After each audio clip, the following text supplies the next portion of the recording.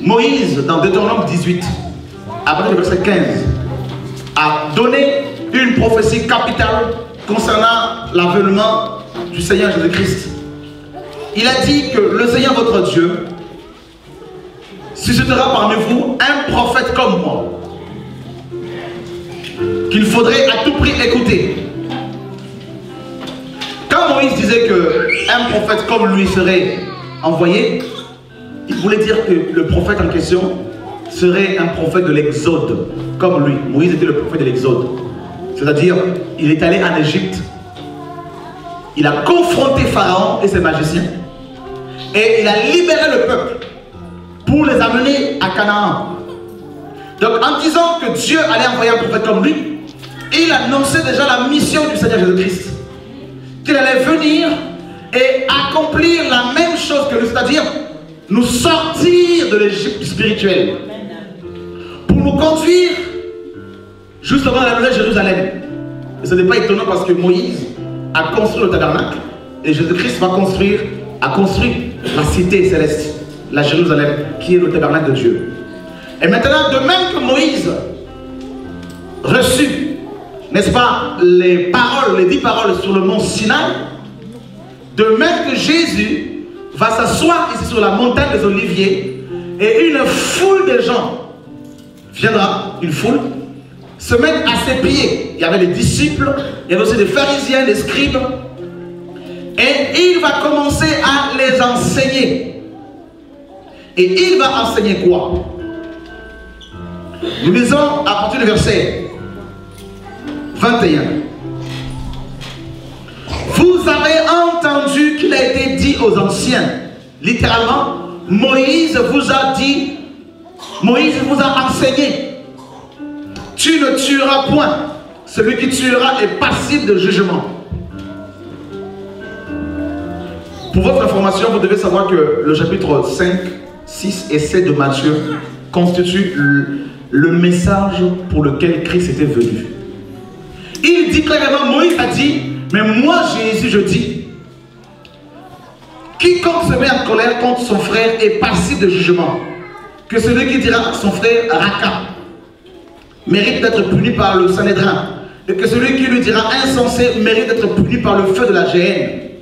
Mes amis, le Seigneur Jésus-Christ ici est en train de nous enseigner qu'il était venu pour mettre fin à Moïse, fin à la loi, fin à la dîme, fin au bâtiment, fin à la suprématie des hommes qu'on appelle sacrificateurs, fin au sacrifice d'animaux, fin aux fêtes de l'Éternel. Il était en train d'enseigner des choses nouvelles et en fait il a amené un bouleversement. C'était terrible ce que le Seigneur est en train de dire ici. Il changeait carrément tout le système judaïque. Et il continue au verset 27. Vous avez appris qu'il a été dit, tu ne commettras point d'adultère.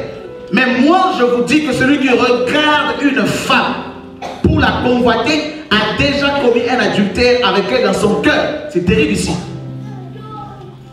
Vous vous rendez compte comment Jésus est en train de remplacer l'enseignement de Moïse. Il met la barre très haute. Vous avez appris, mais moi je vous dis que celui qui va convoiter seulement une femme ou un homme, attention, a déjà commis l'adultère. Or la Bible dit que les adultères, les impudiques, les efféminés n'entreront point dans le royaume de Dieu. Jamais. Alors beaucoup nous ont enseigné la super grâce, c'est-à-dire Dieu est tellement bon qu'il suffit simplement de le recevoir dans son cœur et puis tu n'as aucun effort à faire, tu es sauvé. Mais Jésus dit que celui qui convoite simplement, ça veut dire que toutes les fois où tu as convoité une femme ou un homme, c'est comme si tu as été avec elle ou avec lui réellement. C'est fort. Alors beaucoup de gens disent non, l'Ancien Testament c'était dur, Dieu était méchant, Dieu tuait les gens facilement. Mais ici Jésus-Christ est en train de nous enseigner autre chose. Il est en train de mettre la barre au-dessus de plus haut encore. Amen. Sous Moïse encore, ça allait. Mais sous la grâce, il dit, tu regardes simplement. Oh, je regarde un film et cette femme est belle, cet homme est beau. La convoitise. Ah. Alléluia. Chacun de Dieu parle, chacun de nous ici. On néglige la convoitise. Hein? Oh, c'est pas grave, personne ne m'a vu. Personne ne m'a vu, tes pensées. Mais je les lis, tes pensées. Rien de caché. Quelles sont les motivations de nos cœurs? Les intentions de nos cœurs? Mes amis, devant le Seigneur ce jour, il y avait beaucoup de gens qui convoitaient. Si le Seigneur revenait aujourd'hui, je ne crois même pas que 10% des chrétiens du monde entier partiraient. Et il continue, il dit, au verset 31, il a été dit que celui qui répudie sa femme lui donne une lettre de divorce. Oh, sous la loi, c'était facile. Un homme, s'il n'aimait plus sa femme, oh, tu ne me plais plus, mais tiens, viens, une lettre. Renvoyé. Ah oui, sous la loi. Donc du coup, les hommes divorçaient plusieurs fois et se remariaient plusieurs fois. Tu prends une femme, elle ne te plaît plus. 5 ans après, bon, chérie, viens. À dater de ce jour, tu ne me plais plus et puis je te renvoie. Elle n'avait aucun mot à dire. Elle prenait la lettre, elle rentrait chez elle, chez ses parents. Voilà Moïse. Mais Jésus dit, mais moi je vous dis.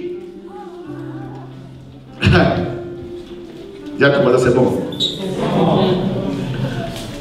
Celui qui répudie sa femme, sauf pour cause d'infidélité, l'expose à devenir quoi? Et que celui qui épouse une femme répudiée commet un Je ne suis pas venu pour vous plaire. Il met encore la marche. Moïse a dit, tu n'aimes plus ta femme, écris-lui une lettre. Ah voilà. Oh, combien de gens auraient-ils voulu vivre sous Moïse aujourd'hui? Beaucoup pleurent Moïse, hein? Ah oui, avec les la dîme, beaucoup veulent ressusciter Moïse. Moïse, reviens s'il te plaît. Mais Jésus dit, mais moi je vous dis, si ta femme ne te plaît plus, si elle n'a pas commis l'adultère, tu n'as pas le choix, tu dois accepter de vivre avec elle jusqu'à ta mort. Ton mari ne te plaît plus parce que tu estimes qu'il a vieilli jusqu'à la mort. Cette alliance est inviolable. Ouais. Indissoluble. Alors regardez aujourd'hui combien de gens, de chrétiens divorcent-ils. Regardez bien.